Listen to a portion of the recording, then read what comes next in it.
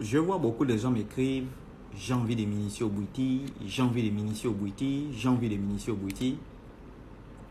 Attention, dans votre recherche de l'initiation, vous allez tomber sur des grands usurpateurs. Parce que avant de s'initier au Bouiti, il faut connaître l'histoire du Bouiti. Ce rite initiatique, occulte, ésotérique, et une science très mystique d'une puissance incroyable au Bouiti, appartient à un peuple qu'on appelle les Michogo. D'ailleurs, je vous informe que toutes les guerres que l'armée française a eues depuis 1870 jusqu'à 1929, parce qu'on a fait 60 ans de guerre, les Gabonais ont combattu les colons français pendant 60 ans. Il y a un peuple qui n'a jamais été vaincu par l'armée française. Ce sont les Michogo. Grâce à quoi? Grâce au Bouiti. Parce qu'eux, ils se battaient avec le Bouiti. Et d'ailleurs, c'est pourquoi lorsque Mbombé va signer, va passer un accord avec Nziengi Fundu en 1905, donc entre les Michogo et les Bayaka qu'on appelle les Bapounou pour combattre l'armée française. Ensuite, plus tard, Mombo Mavorulu et Nyonda Makita, voyant les victoires de Michogo face à l'armée française, parce que le pays Bayaka était attaqué aussi par les Français, ce qu'on appelle les provinces de l'Angounié et la Nyanga, puisque c'était des pays. En 1907, ils vont décider de se rapprocher de Mbombé pour savoir, mais qu'est-ce qui te donne la force pour battre les Français? Mbombé va leur dire, il faut s'initier au Bouiti. C'est là que Nyonda Makita et Mombo Mavorulu vont s'initier au Bouiti. Et je vous informe que la guerre entre Mombo Mavorulu et les Français va durer 9 ans et c'est l'une des guerres les plus meurtrières après la guerre entre Wongo et les Français. Donc pour revenir un peu sur les questions historiques, lorsque les Français s'installent au Gabon, signent le pacte d'installation au Gabon en 1838, à partir de 1870, il y a des peuples qui vont refuser aux Français l'accès à leur pays. Et toutes les 9 provinces du Gabon que vous voyez là, c'était des pays.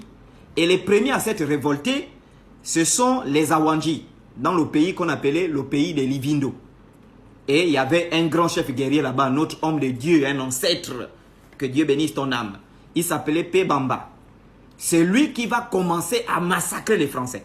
Et lorsqu'il va être arrêté en 1877, et il va être exécuté, tous les pays Awanji, notamment la zone de l'Astoville et Mwanda, vont interdire en 1882 l'entrée des Français dans leur pays.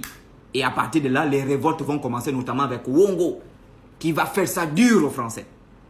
Et parallèlement, durant la même période aussi, il y a un pays Vili. Voilà, donc dans la zone de Mayumba, des révoltes, notamment avec notre grand homme de Dieu, notre grand guerrier qu'on appelait le Manu Michindu.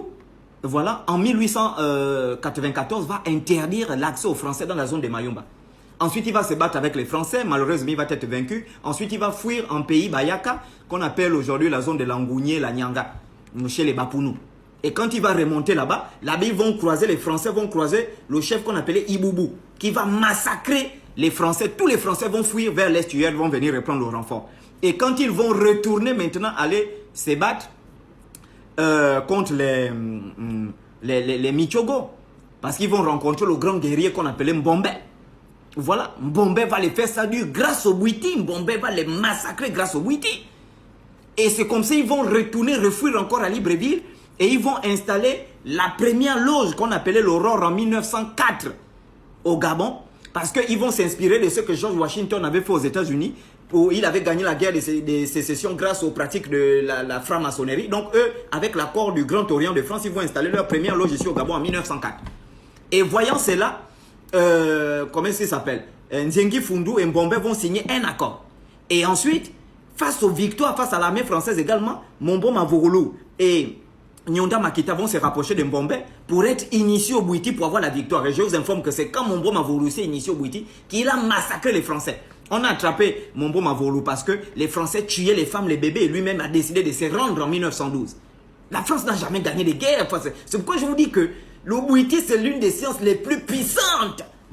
C'est qu'on a là. Et c'est pourquoi dans leurs évangélisations, l'évangélisation qu'ils faisaient, ils amenaient maintenant, ils ont dit aux prêtres à partir de 1930, puisque la dernière révolte, c'est 1929 avec l'arrestation du grand guerrier Wongo, le guerrier des Awandji, à Lastoville, tout ça. Et donc, quand on arrête Wongo, et en partir de 1930, ils vont vraiment accentuer la religion chrétienne au Gabon et en disant aux missionnaires, à la fois catholiques et protestants, de faire en sorte que les Gabonais se débarrassent de leur rite traditionnel à cause de la puissance.